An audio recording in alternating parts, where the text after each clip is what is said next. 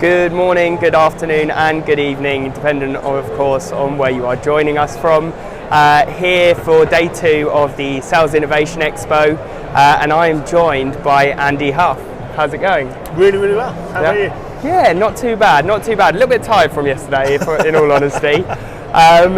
Keen to pick your brain. Really enjoyed your session yesterday on personal brand. Keen to find out what you think is going to be the biggest differentiator for salespeople moving into 2024 to actually cut through the noise and drive conversations.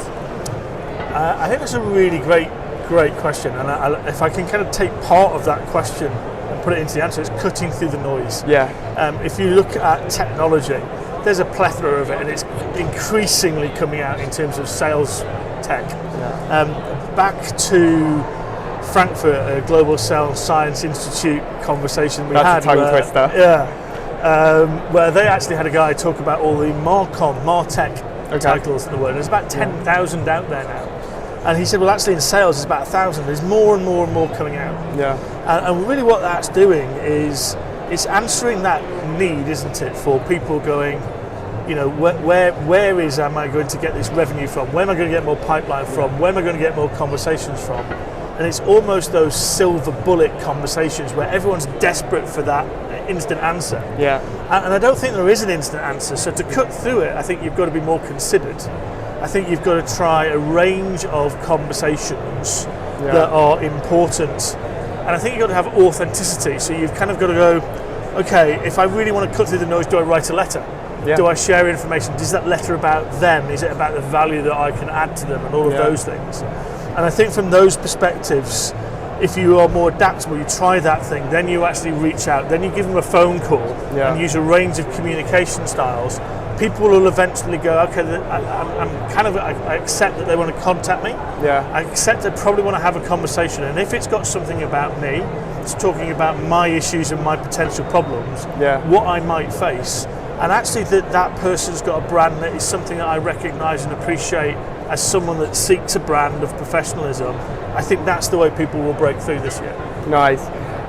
And there's a bit of a loaded question here. So there's a debate of whether personalisation or relevance is more important for that sales messaging.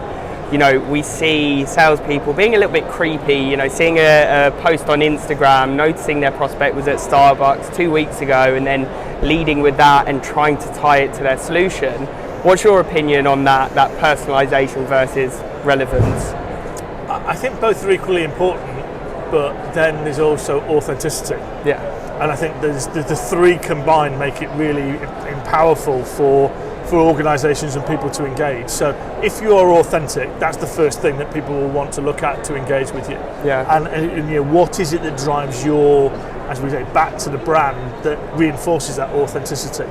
And then, you know, fundamentally, you've got to be personalised. You know, what is it? It's about them. It's about their company. It's about their issues. And that's a bit of a challenge, Jordan, because you don't always get that right.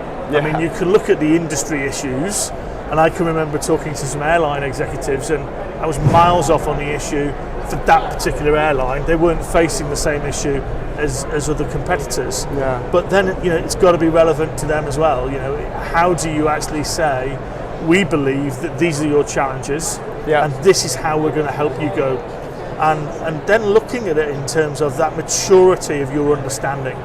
And I was always taught by one of the VPs that I work for is that every brand in the world is two things. They are a brand, every company is one of two things, a brand, and they're a factory. Yeah. Even a bank is a factory. It's about moving money efficiently around. And if you can protect and de-risk one, the brand, but you can accelerate the efficiency of the other, people are then interested in what you do. Yeah, certainly. And just to circle back to a point that you made there surrounding, you know, identifying those issues, at the end of the day, we're making a hypothesis. I think the word you used was believe.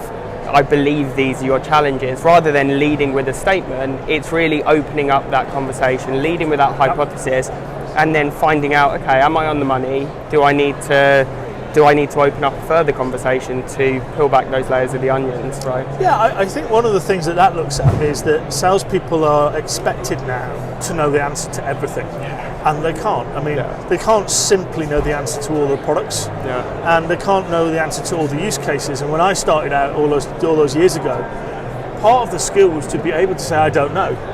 But if you'd like to explore that still further, would you like me to bring one of my technical experts in to meet one of your technical experts, and we'll have a more enriched workshop about what you're looking for and how we can do things. And I think there's that lost art of being credible in being authentic about not knowing all the answers, but also then opening up to look at those other avenues that do become available to you as a conversation of the information that you get. And actually being able to, that's really interesting. I hadn't considered that viewpoint. Now let's discuss why you're different, and then also where does that leave you in wanting to go forward and progress as a company. Nice, fantastic. I think, you know, that trifecta is key that you mentioned. Also leveraging the resources that you have available internally, you know, feeling the support from the wider team. Brilliant. Really enjoyed that. Thank you for that, and I will see you. No worries. See you around. Bye now.